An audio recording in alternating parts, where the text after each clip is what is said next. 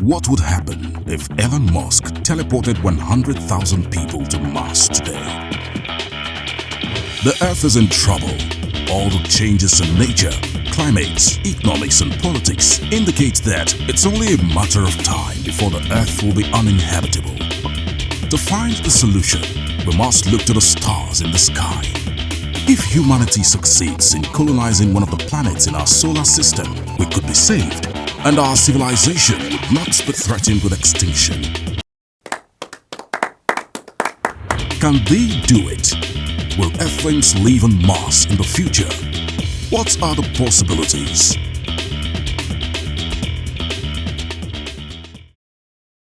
More than 100,000 people have signed up to colonize Mars with Mars One, a Dutch non-profit, and SpaceX by Elon Musk. But not today. If it happened today, while preparations are far from complete, it would be a suicide mission. An expansive suicide mission that wouldn't advance life on Mars or Earth. Mars colonization has many implications, and the mode of transportation is certainly one of them. But until we get a handle on teleportation, we will have to spend a lot of resources building renewable rockets and spacecraft like the SpaceX interplanetary transport system. The truth is that many organizations have plans to colonize Mars in the near future. These include Mars One, SpaceX, NASA, the European Space Agency ESA, and Russia's Roscosmos. And Elon Musk has even included a Mars clause in the Starlink's terms of use. Direct democracy, like people vote directly on things as opposed to representative democracy. Direct democracy, people vote on laws, the population votes on laws themselves, and then the laws must be short enough that people can understand them. Now, if 100,000 people were teleported today, in order to survive, they would have to be transported to an alternate timeline in the future where Mars can provide humans with energy, water, oxygen, building materials, and food. Scientists say that the first four resources are abundant on Mars. This means that with the right technology, which doesn't exist yet, a colony can provide itself with enough energy, water, oxygen, and building materials. You saw all the rocks and sand there. The biggest problem, though, is food, and if you want to survive on Mars, relying on supply ships from Earth isn't a good idea. But you also don't have to figure out how to grow plants from Earth in a greenhouse on Mars. The most likely solution is protein and vitamin tablets, which are the easiest to make and consume.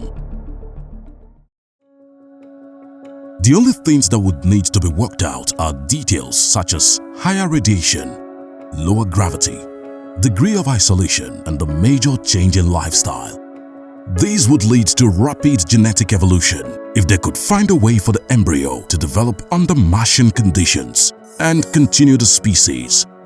As it stands now, the first settlers would go extinct, but their adaptation to local conditions would be remarkable. They might look and act differently. They might show obvious physical changes. Perhaps, in the face of high radiation, they might develop a new kind of skin pigment that helps them cope, or they might develop cancer resistance. Now, if the colonization of Mars becomes a reality on Earth, scientists can expect to alter people's genes before they travel to the red planet. Mars is about 34 million miles or 55 million kilometers from Earth, depending on the position of the two planets in their orbits. One legend says that humans evolved on Earth after being teleported from Mars because they destroyed it. Keyword: teleportation. There's something about teleportation. According to the legend, Mars was called Cantek at that time. Just food for thought. We hope you enjoyed the video and will think twice before flying to Mars.